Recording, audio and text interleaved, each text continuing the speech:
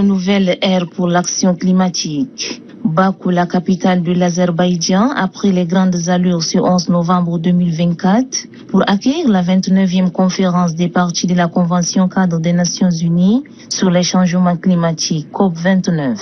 Cet événement international a réuni des chefs d'État, des leaders mondiaux et des représentants d'organisations internationales venus pour aborder les défis pressants du changement climatique et discuter des solutions innovantes nécessaires pour un avenir durable. Une forte délégation tchadienne se trouve à ces grands rendez-vous, participant activement aux travaux. Dans un geste symbolique marquant le passage de relais, le ministre de l'Industrie et de la Technologie des Émirats arabes unis, hôte de la précédente édition, a officiellement transmis la bannière de la lutte climatique à Azerbaïdjan, lançant ainsi cette nouvelle session de négociations. Le Tchad, profondément affecté par les effets du changement climatique, s'est fait l'écho des voix de ceux qui souffrent et plaident pour des mesures concrètes afin de soutenir les nations les plus touchées. D'autres membres du gouvernement tchadien se joindront également aux discussions, chacun se concentrant sur des enjeux clés pour le pays. C'est dans cette optique que le ministre de l'Eau et de l'Énergie, Passalé Kanabé Marcellin, prendra part à la plénière sur la gestion de l'eau et des énergies. De son côté, le ministre de l'Aménagement du Territoire, Mohamed Asli Kalata, interviendra sur les thèmes de l'urbanisation, de la nature et de la biodiversité. La ministre déléguée auprès du ministre des Finances chargée de l'économie et du plan, Fatime Haram Assil, quant à elle, participera au sommet des leaders sur le climat, le financement et les investissements.